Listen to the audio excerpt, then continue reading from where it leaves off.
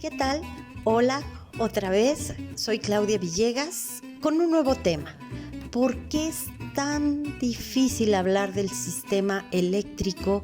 ¿Por qué irremediablemente parece politizarse? De eso le vamos a platicar hoy. Hablaremos con un experto en este sector, un abogado que trata de desentrañar qué está sucediendo con el sector eléctrico. No se vaya, quédese con nosotros.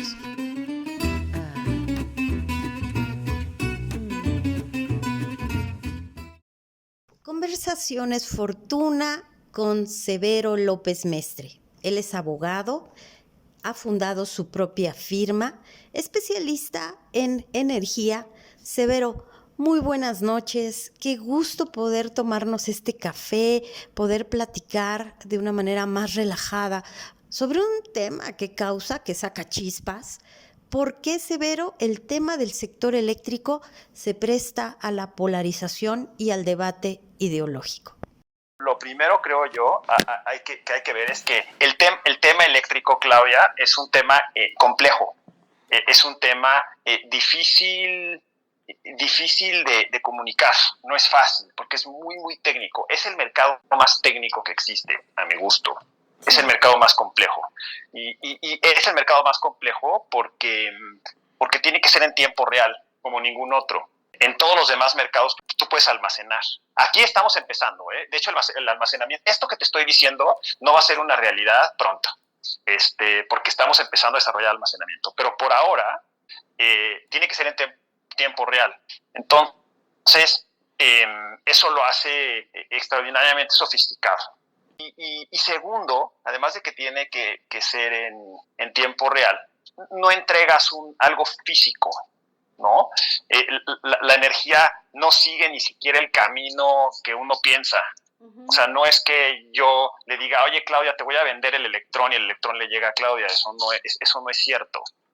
La electricidad sigue el camino de la menor resistencia y entonces todo tiene que ser, quiero ser cuidadoso con la palabra que voy a utilizar, pero todo tiene que ser de alguna manera imaginario en el sentido de las transacciones económicas, etcétera.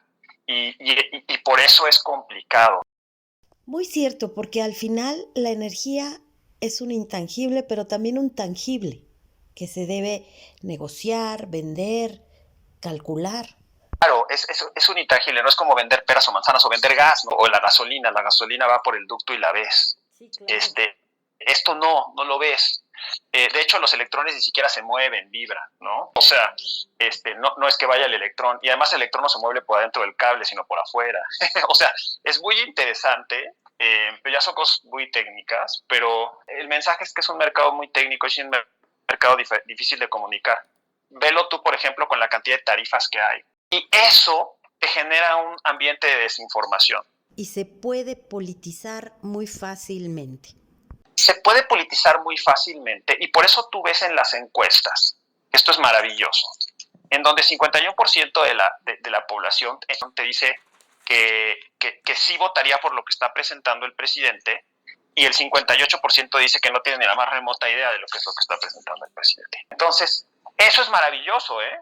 Es maravilloso. Y además es interesante, si hay alguien que es maravilloso comunicando, es el presidente.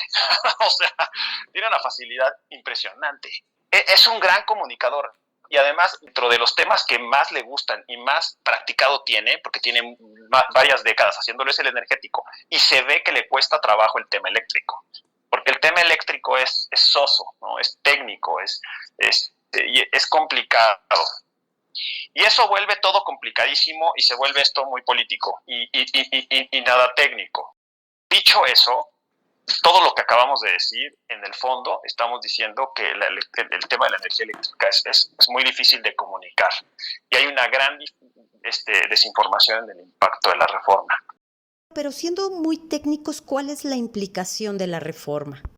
Si hacemos un análisis técnico de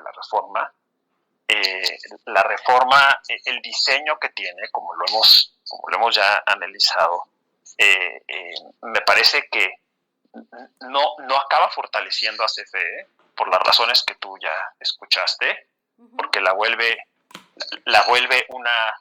un superpoder dentro de la administración pública, dentro del Ejecutivo, porque la desamarra de todos los controles que tienen todas las entidades, incluida Pemex.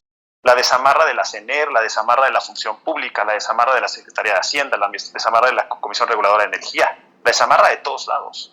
Y eso no la fortalece, eso te crea una vicepresidencia adentro, eso te genera un problema político, y eso también te genera un problema político para la Comisión, la vuelve un organismo autónomo constitucional.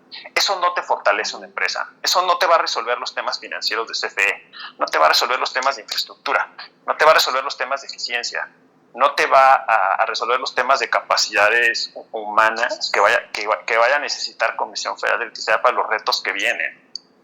Eso está totalmente desconectado, de eléctrico no tiene nada, ¿no? Me parece que ese es un error. Claro. Oye, también alcancé a escuchar esta parte donde ubican con esta reforma a la CFE en el mismo lugar, por ejemplo, que Banco de México. La redacción de autonomía en la reforma constitucional de la CFE es idéntica, Claudia, a la redacción de autonomía párrafos abajo del Banco de México. O sea, ¿qué conexión tiene eso con la industria eléctrica? ¿En qué va a beneficiar a CFE y en qué va a beneficiar a México tener eso? En nada. Severo, pero escuchando al presidente de blindar al Tren Maya, de blindar las obras, de darles un estatus de seguridad nacional, me parece que le han informado al presidente que esa autonomía de la Comisión Federal de Electricidad también la blindaría de cambios que trastocaran el proyecto de la Cuarta Transformación en el sector eléctrico. ¿Tú qué opinas de eso? Sí, en una lectura superficial, Claudia, pero no en el fondo. Y me parece que ahí es donde le están fallando al presidente. Porque si yo le presento esto al presidente suena atractivo y le digo, ¿sabes qué? Ya voy a blindar a la CFE, no la van a poder tocar. Pero acuérdate que la autonomía del Banco de México va más allá de la autonomía constitucional. La autonomía del Banco de México va en una burocracia de carrera de muchos años, ¿no? Y que además la autonomía del Banco de México constitucional significa que tu presupuesto no lo toca Hacienda, sino tu presupuesto pasa directo a la Cámara de Diputados, pero hay una ligera diferencia. Aquí el Banco de México no va a hacer proyectos de infraestructura, no se tiene que endeudar varias veces, no tiene que meter miles de millones de dólares en proyectos de infraestructura y no va solo. No ha habido ni un solo antecedente, Claudia, en la historia de México, desde Venustiano Carranza para acá, que es el que federaliza la energía. No hay un solo antecedente, ni uno.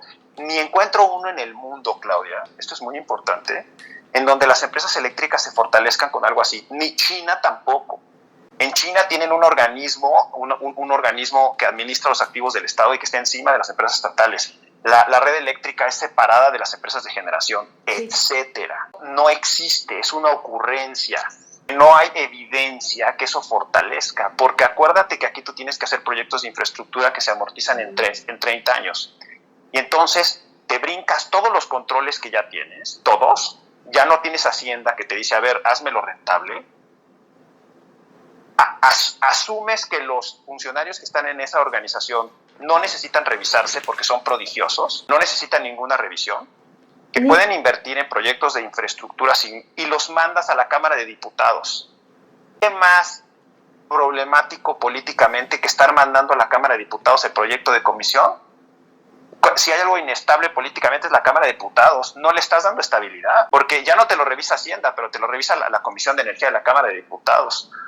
¿Cuántos años quieres tú, Claudia, para que le digan a Comisión, oye, ¿sabes qué? Llevas miles de millones de dólares, tus proyectos no están saliendo, están muy caros, etcétera, etcétera, etcétera? Y a lo mejor lo que estás haciendo es que la estás volviendo muy vulnerable políticamente. No es lo mismo, no es lo mismo someter a la Cámara de Diputados remuneraciones de funcionarios del Banco de México que someter a la Cámara de Diputados proyectos de largo plazo, toda la política energética, toda la política de transición y plantas. O sea, es una locura, Claudia. Un tema, Severo López Mestre, fundador de Galo Energy, un tema apasionante, el de la política de la energía, que desde mucho antes de esta reforma ha causado en nuestro país intereses, pasiones encontradas, porque de ello depende todo.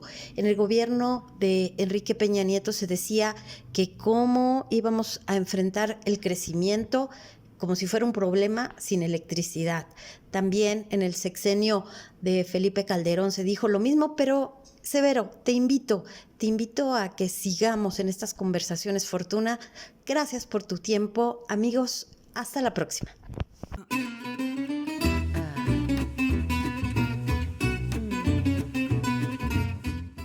Muchas gracias por acompañarnos en un capítulo más de Conversaciones Fortuna. Si les gustó, un like nos ayuda mucho, recomiéndennos y si pueden, suscríbanse a este canal. Gracias.